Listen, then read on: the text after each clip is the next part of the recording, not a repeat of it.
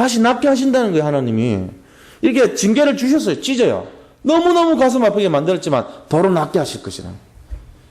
그리고 우리를 치셨으나 싸매어 주실 것입니다.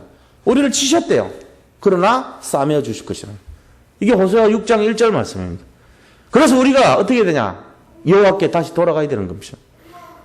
여호와께 돌아가면은 모든 것을 회복시키시고 치료하시는 것을 우리가 믿어야 돼요.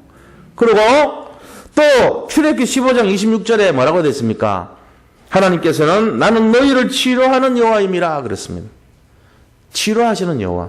엘림의 모든 가는 길에, 그죠? 거기에 마라의 쓴물이 나타났어요. 그때 뭐라고 얘기합니까? 모세가 기도했더니 마라의 쓴물을 향해서 나뭇가지 하나를 집어넣으라 그래요. 거기다가. 그 나뭇가지가 뭐죠? 나무를 집어넣으라 그래요. 그 나무가 바로 십자가란 말이에요. 십자가에 그 나무를 집어넣었더니 그 물이 치료가 돼버려요. 그래서 쓴물이 단물로 변했다고 했어요. 그러고는 하나님이 하시는 말씀이 나는 너희가 내 말을 지키고 내 규례를 지키면 너희에게 모든 것을 회복시켜 주시고 축복해 준다고 약속하십니다. 그래서 나는 너희를 치료하는 여호와입니다. 이렇게 말합니다. 우리가 말의 쓴물 같은 현실이 얼마나 많아요, 지금. 고통받는 사람들이 너무 많습니다. 근데 그 어려움과 고통을 회복시켜주고 찢긴 것을 다시 아물게 해주고 치료하시는 분이 누구냐? 하나님이십니다. 그래서 우리는요, 지금에 있는 어떤 고통과 어려움과 절망과 괴로움이 있다 할지라도 그거를 현실적으로 나의 모든 것이라고 그렇게 판단하지 마시기 바랍니다. 그건 아니에요. 지금 어떤 시간표냐면은 그 일을 통해서 하나님이 나를 다지고 새롭게 하고 갱신시키고 또 회복시키고 정말 정금같이 우리를 나오게 하기 위한 과정입니다. 그래서 모든 문제는 발판이에요, 사실. 디딤돌이고 징검다리예요. 근데 우리는 그걸 자꾸 장애물로 보는 거예요. 아, 왜 이런 장애물이 나에게 있냐고, 이 가시가 왜 나에게 있냐고, 하나님이 왜 이거를 해결해 주지 않냐고, 시간표를 당기고 싶어서 계속 응답을 주신다고 약속했는데 왜 안 주냐고 하십니다. 그런데 그게 속은 거예요. 결국은 하나님은 반드시 응답 주십니다. 그것도 내가 가진 능력에 1000배 만배로 주시는 거예요. 그럼 너희 작은 자가 천을 이루고 약한 자가 강국을 이룰 것이라 그랬잖아요. 그것도 나 여호와가 때가 되면 나 여호와가 속히 이루리라. 너희가 조급하지 말라는 거예요. 우리가 이 믿음이 있어야 됩니다. 이 믿음이 있어야 인생이 정말로 하나님 살아계신 것에 대한 증인이 되는 거예요. 안 그러면요, 하나님이 응답을 주시고 있는데 이미 사람은 없어져요. 응답을 가지고 거기를 딱 가봤더니 얘가 어디 갔지? 없어. 자기 맘대로 옮겨 다녀. 그거 가만히 있었으면 이미 축복 다 받았을 건데 주려고 찾아오는데 없어, 사람이. 왜 없어요? 자기가 좋다고 자기 소견에 오른 대로 막 옮겨 다니고 이 집 찾아다니고 저 집 찾아다니고 입에 넣었던 거 뱉어버리고. 그게 새 가족들의 모습입니다. 새신자들 모습 보면요, 대부분 그래요. 복음을 듣고 와가지고 은혜 받았다고 앉아 있잖아요. 근데 그 주간에 하필이면 문제가 딱 발생해. 교회를 왔는데, 오랜만에 교회를 결단하고 왔는데 무슨 문제인데요? 그럼 핸드폰 잃어먹었어. 별거 아닌 문제요. 근데 불신자들은 그거 갖고 굉장히 심각하게 생각한다니까. 내가 1년 동안 한 번도 안 일어났더니 오늘 왜 하필 일어나냐? 아, 교회를 가서 그런가 보다. 안 가! 입에 거 뱉어버려. 그럼 우리가 막 기도하잖아요. 하나님 이거 이렇게 도와주세요. 뭐 해주세요. 집을 샀어, 하나. 내가 분명히 확신을 갖고 샀어요. 근데 이제 사람들이 뭘 막 온갖 부정적인 말, 긍정적인 말 막 계속 들려주잖아요. 내가 딱 생각해보니까 마음이 흔들려. 그래가지고 뭐가 안 좋은 소식들이 막 몇 가지가 막 들려와요. 그러니까, 빨리 팔아야 되겠다. 팔아버려. 막 기도는 잔뜩 해놨어, 옛날에. 하나님, 축복 주셔야 됩니다. 그러고 했는데. 그래가지고 하나님이 갑자기 법을 바꿔요. 그럼 이 집이 한 4배쯤 뛰었어.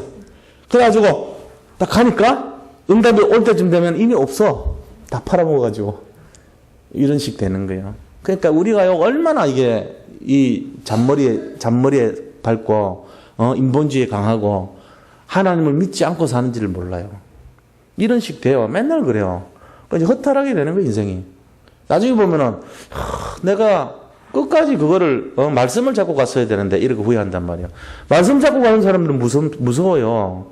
그 사람은요 반드시 하나님 성취하는 걸 믿기 때문에 그 사람에게는 정확하게 응답이 돼요. 그러니까 말씀의 사람, 기도의 사람은요 흔들리지 않습니다. 진짜 그렇습니다. 막 곧 죽어 넘어가는데도 그래요. 죽으면 죽으리라 그러고 이래버리니까 용광로 속에 들어가는데도요. 아 죽지 뭐 그러고 들어가 버리고요. 사자굴에 들어가는데도요. 아 죽지 뭐 한번 물리지 뭐.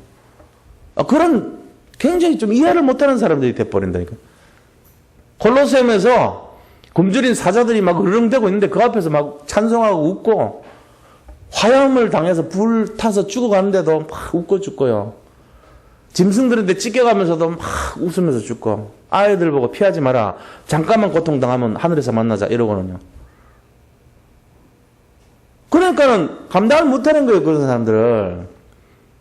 뭐 우리가 위기가 오면 막 거기서 막 벌벌벌 떨면서 어떻게 해야 될까 방법을 찾고 이런 게 아니에요. 죽자 그래 한번 와봐라 뭐. 예, 딱 그러면 죽냐 안 죽어요. 이상하게. 그렇게 하려면 결단은 그것 때문에 딱 죽음이 피해가요. 왜요? 죽음을 누가 갖고 있습니까? 사실은 우리가 이걸 알아야 돼요. 하나님이 잠시 사망을요 사탄에게 맡겨줬어요. 잠시. 근데 예수님이 십자가에서 부활하시는 그날 아침에 사탄이 이 사망당했어요. 그날 아침에. 지금 사망은 두 가지로 역사해요. 불신자들에게는 사망이 유효해요. 불신자들이 사망을 굉장히 두려워합니다. 우리 믿는 사람에게는 사망이 사망당해버렸어요. 그러니까 죽음을 두려워할 이유가 없어요, 우리는. 저 불신자들은 죽음을 굉장히 두려워합니다. 왜요? 지옥 갈 걸 알고 느끼는 게 뭔가 막연히 불안해요.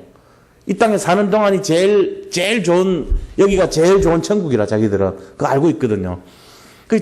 죽기가 너무 두려워. 여기 있는 동안 하루라도 더 빨리 살고 싶어 해. 왜요? 여기가 제일 좋아. 이제 죽으면 이 사람들은 진짜 본격적으로 완전히 불에 튀기고 소금으로 튀기듯이 불못에 들어가가지고 고통을 당하고 그게 시작이 돼. 영원토록. 그러니까 아는 거예요. 여기 있을 동안에 단 한 번이라도 쾌락을 느껴야 되고 술을 마셔서라도 뭔가를 즐거움을 찾아야 되고 그 사람들이 할 수 있는 최고예요. 지금 최선이에요. 그게. 근데 우리는 그런 게 필요 없거든요. 우리는 여기가 최악의 상태라 어떻게 보면은 앞으로 있을 거에 비하면은 최악은 아니지만 앞으로 있을 거에 비하면 여기가 최고 안 좋은 상태야. 별로 미련이 없어. 그렇다고 뭐 죽지 못해 사는 그것 때문에 빨리 가보자 이런 건 아니고 지금 있는 것도 행복하긴 한데 그 앞으로 있을 천국에 비하면 여기가 최악이라. 별 미련이 없는 거야 우리는. 죽어라. 죽지 뭐. 이런 삶이 되는 거예요. 그러니까 사단이 그걸 알고 있어요. 진짜 믿는 사람들에 대해서 흑암이 건들지 못하는 이유예요. 우리가 이런 걸 잘 알아야 됩니다. 왜 예수 믿는 사람이 권세가 강한가? 우리는요, 사탄이 갖고 있는 그 유일한 권세인 사망을 뛰어넘었단 말이에요, 이게. 그게 다른 거예요. 그래서 사망아, 너의 쏘는 것이 무엇이냐? 그랬어요. 사망 보고 네가 쏘는 것이 뭐냐? 불신자들 아니냐? 나는 해방된 존재야. 네가 쏘려고 해봐야 나는 쏠 수가 없어. 그게 사망아, 너의 쏘는 것이 무엇이냐? 이 말이에요. 성경에 나오잖아요. 사망을 사방시킨 분이 그리스도입니다. 그래서 부활의 첫 열매가 됐습니다. 첫 열매라는 말은 그 뒤에 계속 열매가 나온다는 거예요. 우리가 부활의 둘째, 셋째 열매가 되는 거예요. 그래서 겁날 게 없어요. 사실은.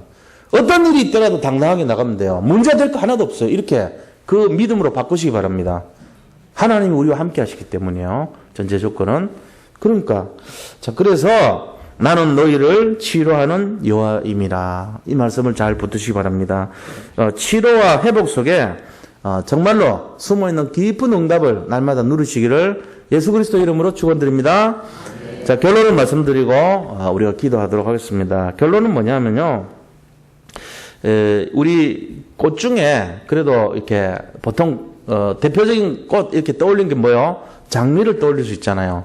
장미 같은 경우는 장미가 장미다워지려면 어떻게 해야 되냐면은 손이 많이 가요, 사실은.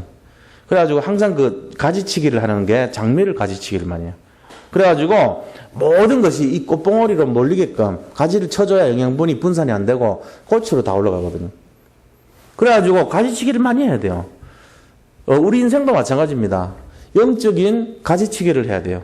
그래서 우리가 진짜 믿음에 딱 중요한 장미 같은 그런 믿음의 대명사가 되어야 되고 믿음의 아름다운 모습이 될 수 있도록 영적으로 가까이 되는 거예요, 우리가. 그 영적 가지치기를 잘 하는 것이 뭡니까? 26절에 나온 말씀입니다. 뭐라고 되어 있습니까? 보세요. 여호와께서 자기 백성의 상처를 싸매시며 그들의 맞은 자리를 고치시는 날에는 달빛은 햇빛 같겠고 햇빛은 7배가 되어 7날의 빛과 같으리라. 성경에서 말하는 7이라는 거는 완전수라 그래요. 그러니까 다시 말하면 7, 이 말은 최고, 가장 뭐 이런 말이에요. 그러니까 성경에서 말하는 이 7날이 될 것이다. 햇볕이 7배가 될 것이다. 7날의 빛과 같을 것이다. 그러면 가장 밝은 빛이 될 것이고 가장 강한 빛이 될 것이고 뭐 이런 의미예요, 이게. 어떤 날요? 하나님이 우리를 상처를 싸매시고 그들의 맞은 자리를 고칠 때 햇빛은 가장 밝은 빛이 될 것이다. 달빛은 햇빛으로 변할 것이다. 이게 뭐죠? 재앙과 저주가 떠나가고 어둠과 흑암의 칙칙한 것이 벗어나고 밝게 될 것이고 완전히 해방될 것이고 너희들이 그토록 인생 속에서 갈망했던 최고의 밝은 날이 될 것이고 가장 빛난 축복이 임할 것이다. 이 말이에요. 이게 우리 인생이 돼야 됩니다. 그걸 위해서 우리는 가지치기를 해야 돼요. 영적으로. 그 가지치기가 뭐죠? 말씀 따라가는 거, 기도 생활하는 거, 전도자의 삶을 사는 거, 이게 가지치기예요. 사모를 하는 거, 이게 가지치기란 말이에요. 내가 말씀을 가지고 잡고 나가는 거, 말씀을 붙들고 나가는 거, 그리스도에 집중하는 거, 이게 가지치기예요. 내가 세상에 자꾸 집중하는 걸 잘라야죠. 그 다음에 환경에 지배당하는 생각을 잘라야죠. 염려에 잡힌 생각을 잘라야 돼요. 이게 가지치기예요, 바로. 그래야지 살아나는 거죠. 그렇게 하면서 어떻게 해야 돼요? 증인의 삶을 살아야 됩니다. 사람들 살리는 사람이 돼야 돼요. 사람들에게 영적인 영향을 끼치는 사람이 돼야 돼요. 똑같이 요즘 너무 힘들어. 그러면 그래 힘들어 죽겠어 나도. 옆에 사람 또 눈물을 막 흘려. 그러면서 그래 말이야 우리 그래가지고 술 한잔 하지 그러면은 1차 2차 밤이 새도록 폭탄주 돌리면서 엉엉 울면서 그러면 안 된다니까요. 누군가 그런 얘기할 때 어떻게 해야 돼요? 아니야. 내가 옛날에 그랬어. 내가 옛날에 그랬는데 진짜 하나님이 나를 상처를 싸매시고 나를 힘든 것을 고쳐주신 그 하나님이 계시기 때문에 내가 해방됐어. 난 옛날 같지 않아. 나는 더 이상 바랄 것이 없는 인생이야. 아침에 눈을 뜨면 너무 행복해. 이런 고백이 나와야 되는 거예요, 그게. 그게 진짜 인생이란 말이에요.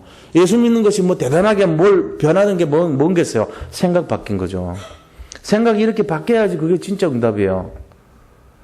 근데 그 입에서 나오는 것들이 그게 아니고 나 오늘 사문을 했어. 성경 10장 읽었어. 나 뭐 했어. 행위를 자꾸 얘기하면 그게 변화됩니까? 변화 안 돼요. 그래갖고 변화되는 게 아니에요. 그거 100번 하는 것보다는요, 내 입에서 나는 바랄 것이 없어. 난 너무 행복해. 내 인생은 내가 어떻게 이렇게 될지 모를 정도야. 눈을 뜨면 기대가 돼. 판도라의 상자니 여는 것처럼 말씀이 그리워. 이런 고백이 막 저절로 나오는 게 더 중요한 거예요. 근데 모르는 사람들은 뭐라 그러냐면은 나는 말씀을 10장 읽고, 성경 암송을 했고, 찬송을 3곡을 불렀고, 그 다음에 전도 대상자를 몇 명을 삼았고, 그 다음에 기도를 30분 했고, 뭐 이런 거 말이에요. 그래서 뭐가 어떻게 됐다고. 근데 고민해, 나. 근데 걱정하고 있어.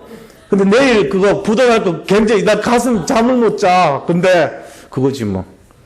근데 뭐가 중요한 거죠. 나는 한 줄 읽고 한 줄 암송하고 한 줄 하는데도 너무 기대가 돼. 내가 지금 너무 행복해. 근데 뭐 그래서 행복하다고. 니도 그렇게 살아라고. 이게 돼야 되지. 시큰해도 아무것도 아니에요 사실은. 나 신앙생활 40년 했다? 근데 뭐 그거를 우리가 답을 할 수 있어야 돼요. 그런 분량이 중요한 게 아니란 말이에요. 물론 이제 오래 생활하면 뭔가 있겠죠.